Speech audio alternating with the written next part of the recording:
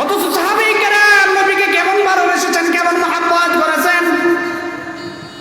নবী মদিনা থেকে মক্কায় আসবে, সাহাবায়ে কেরামরা অপেক্ষমান আছি। একদিন, দুদিন, 3 দিন এভাবে করে করে দীর্ঘদিন পর্যন্ত, সকাল থেকে সন্ধ্যা পর্যন্ত মদিনার অলি গলিতে সাহাবায়ে কেরাম অপেক্ষমান থাকে। নবী আসবে, নবীর চেহারা দেখবো, নূরানি চেহারা দেখবো।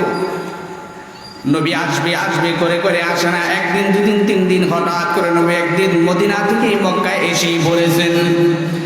তালহা রাদিয়াল্লাহু তাআলা, ছোট বাচ্চা, ছোট সাহাবী তালহা রাদিয়াল্লাহু তাআলা বাবার হাত থেকে দৌড় দিয়ে নবীর সামনে দাঁড়িয়েছেন। বলে, ও পয়গম্বর, আপনাকে দেখবো দেখবো দেখবো বলে দেখতে পাচ্ছি না, আপনি আসেন না। আপনাকে আমি আমার জীবনের চাইতে বড় মহব্বত করি, ভালোবাসি। নবী আলাইহিস সালাতু ওয়াস সালাম বলেন, তাহলে তো তোমাকে একটু পরীক্ষা করা দরকার। আমি যদি বলি তুমি তোমার নিজের হাত দ্বারা তোমার বাবাকে তুমি কতল করে ফেলো, তাহলে তুমি কি করবা? তালহা রাদিয়াল্লাহু তাআলা নবীর কথা শোনার পর আর কোনো দেরি করে নাই, সাথে সাথে নবী আলাইহিস সালাতু ওয়াস সালাম তালহার চেহারা দেখে বুঝতে পেরে ফেললেন।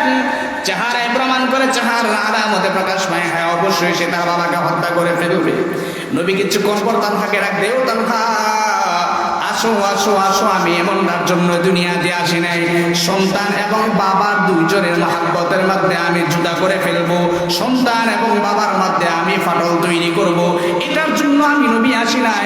আমি আছি সন্তান এবং বাবার মধ্যে তাআল্লুক এবং সম্পর্ক, মহব্বতের ভালোবাসা মাত্রাকে আরো গভীর করার জন্য। নবী আলাইহিস সালাতু ওয়াস সালাম তালহার পরিবারকে বললেন। নবী আলাইহিস সালাতু ওয়াস সালামকে তালহা দেখার পর কিছুদিন যাওয়ার পরেই তালহা বড় অসুস্থ হয়ে পড়লেন। অসুস্থ হয়ে যাওয়ার পর নবী আলাইহিস সালাতু ওয়াস সালাম তালহাকে দেখার জন্য তার পরিবারে গেলেন। পরিবারের কাছে যাওয়ার পর তালহাকে দেখলেন। দেখার পরে তালহার অবস্থা বড় কঠিন। নবী আলাইহিস সালাতু ওয়াস সালাম তার পরিবারকে বললেন, তালহার ইন্তেকাল হওয়ার পরে সাথে সাথে আমাকে খবর জানিয়ে দিবেন। আমি তালহার জানাজার নামাজের ইমামতি করে নিজের হাত দ্বারা দাফন দেব তালহাকে। ওই রাত্রে নবী আলাইহিস সালাতু ওয়াস সালাম কিছুদূর যাওয়ার পরে তালহার ইন্তেকাল হয়ে গেল। তালহার ইন্তেকালের পূর্বে পরিবারকে বলেছিলেন, না না না, নবীকে তোমরা জানিও না আমার ইন্তেকালের পরে আমার জানাজার নামাজের ইমামতি করতে হবে না। এটা উসিয়ত করে তালহার ইন্তেকাল হয়ে গেল।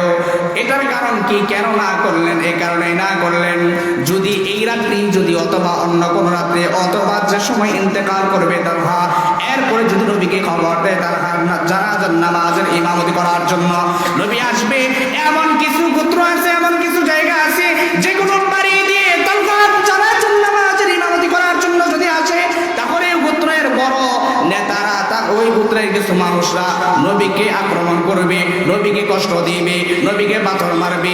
তালহা চায় না আমার কারণে নবী কষ্ট পায়।